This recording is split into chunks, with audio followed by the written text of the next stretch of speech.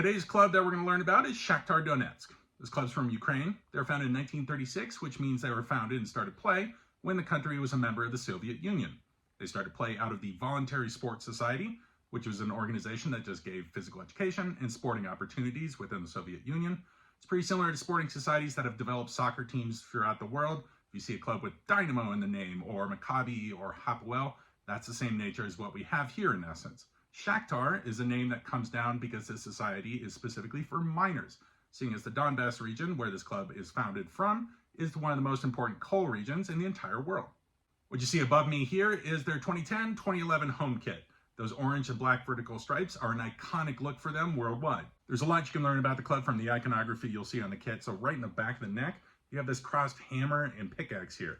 They're based from a mining community, so that's pretty big for them. You'll see that same icon right in the middle of their badge there. Just to show it a little bigger here, right in the middle, you see this word. That is the word Shakhtar, spelled the Ukrainian way. Prior to 2007, you would have seen that in the Russian manner on their badge. The back of the kit here has Douglas Costa's name on it. That's a Brazilian player, and we're going to be talking a lot about the Brazilian connection to Ukraine through this club in a little bit. The last little tidbit here goes back to the name Shakhtar. You're going to see that on other team names, but spelled differently around former Soviet countries, because the same society founded clubs for mining communities in different countries, like in Belarus and in Kazakhstan. Other than hearing them called Shakhtar for short many times, you'll also hear nicknames like Miners and Moles for the club. While Shakhtar did compete in the Soviet leagues, the majority of their success, silverware-wise, has come since Ukraine has had its own independent and specific league, known as the Premier League, which this club has won 14 different times, taking the country's cup 13 times, and has had success internationally, seeing as in the European competition, they won the 2008 2009 UEFA Cup. They won against Werder Bremen 2-1 in the final, where two Brazilians scored for the club. And that's the second time I've mentioned Brazilians in connection with this club, and it seems to the layman that this would be an odd place to find Brazilian players. But this all came about from a simple system from Mircea Lucescu. This is one of the greatest managers of all time. He's from Romania, one of the most successful managers overall, as well as for Shakhtar.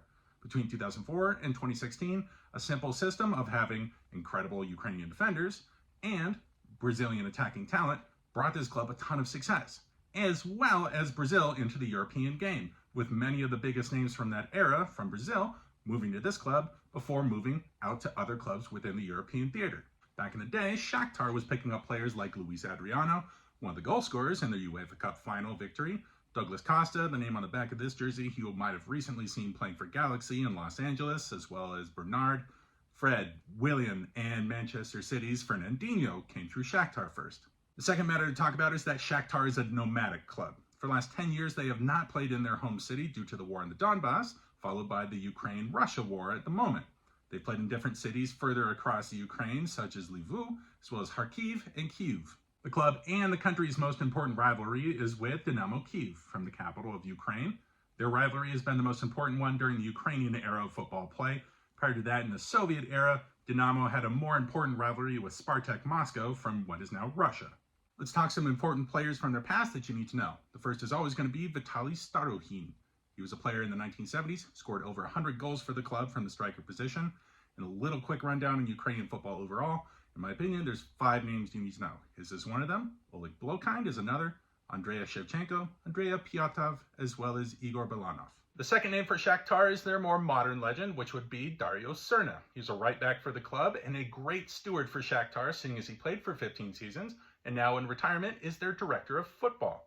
He's also one of the most important players in Croatian history, seeing as his name really should go down along with Luka Modric and Davor Šuker, who are the 2 most important players, in my opinion, in the history of Croatian football. 2 more quick names for you to know would be Henrik Mkhitaryan, an Armenian attacking player who played for Manchester United and AS Roma after his time here. He's currently with Inter Milan. And second, Mikhailo Mudryk, Ukrainian international whose name came up as part of a lucrative deal signing from Shakhtar to Chelsea just last season. Let's get into their current squad. Let me talk to you about 3 players. And obviously, since it's Shakhtar, we should talk about a Brazilian player, this being Aguinaldo. He's 19 years old. I think they have another Brazilian gem here. He's just come over from Vasco da Gama, and he's one of the most blisteringly fast players I've seen in a long time. For our second player, let's keep with our Lucescu doctrine of having a strong Ukrainian defense. Let's talk about Mikola Matvienko. There's a center back and a left back, making him very versatile for club and for country. And your third player being Taras Stepanenko. He's a central midfielder, Very strong defensively and a rock for the club as their captain and a longtime servant and one of the eldest players playing for the Ukrainian national team now. So that's your rundown on Shakhtar Donetsk from the Ukraine.